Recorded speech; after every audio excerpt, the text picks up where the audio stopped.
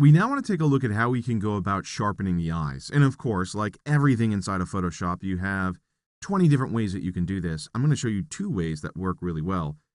First of all, if you're just trying to sharpen the iris, then the tool of choice would be the Sharpen tool. Now, some people get confused when they work with the Sharpen tool because rumor has it it's not a very good tool. And that rumor was very well deserved up until about Photoshop CS5, until the engineers at Adobe re-engineered the tool. Now it's a wonderful tool. In fact, it's one of the best sharpening tools in the program. What I want you to do is come over to the Tools panel, and underneath the Blur tool, you'll find the Sharpen tool.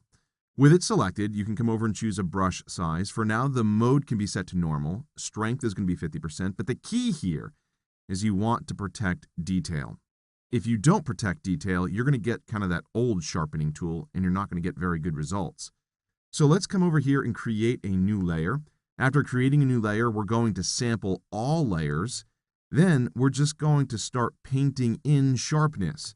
As you click and drag, you'll paint that sharpness in. You'll have to go back and forth a couple times, but you will sharpen the eye. Now, if you do this too many times, which I'll do right now, you will destroy the image. So you have to be careful with it still. But right now we're getting good results with this. And if you turn off layer 1, you can see the before and after, and it is doing a really nice job. So that's what I recommend if you're just trying to target a very small portion of the eye. But what if you want to sharpen not only the eyes, but maybe the eyelashes and the eyebrows and maybe even some strands of hair?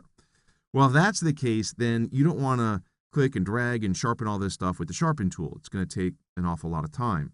So there's a better option. I'll go ahead and delete this layer, and I'll confirm this. I'll go ahead and click yes. What we're going to do here is duplicate this layer by using the keyboard shortcut Command-J or Control-J on Windows. I'll go ahead and zoom out just a little bit. On this new layer, what we want to do is desaturate it because we're trying to protect the colors within the image. The keyboard shortcut for desaturating is Command-Shift-U on the Mac. It would be Control-Shift-U on Windows. So now we have a grayscale image. This is awesome, but what we want to do is change the blending mode to overlay. And then it's not going to look awesome. It's going to look kind of crazy, but this is all right. This is where we want to go with this.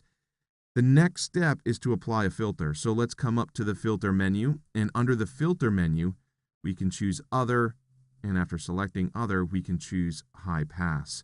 This is going to open up a dialog box, and this will allow us to preview, if you have the preview checkbox selected, the sharpening effect.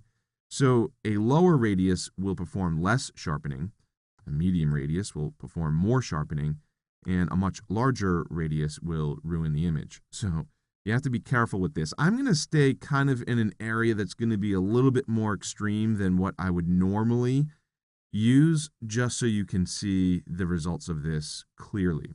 So I'll come over here and click OK. After clicking OK, clearly this is not what we want, so we're going to mask this out by holding down the Option key on the Mac, Alt on Windows, and we're going to click the Add Layer Mask button. That's going to hide that entire effect. Then what we want to do is paint with white. Right now, white is the foreground color for me, so that's good. Go ahead and select the Brush tool. B is the keyboard shortcut. You can select whatever brush size you want, and then just come in and paint. As you click and drag, you'll notice you're adding sharpening, essentially, to the image. You're sharpening the eyes, you can sharpen the eyebrows, and you can even sharpen maybe portions of the lips and a couple strands of hair. It's really up to you in terms of what you want to sharpen. But now we're kind of targeting what we're sharpening within the image. So this is the before, this is the after. We're sharpening portions of the image. So the final thing is, if you feel that the effect is a little too much, you can always drag the opacity slider down on this layer to reduce that effect. So even if you overcompensate within the filters dialog box, you can kind of get some of that back by adjusting the opacity. So sharpening eyes inside of Photoshop, a couple different techniques. You can go with the Sharpen tool, or you can use this high pass filter.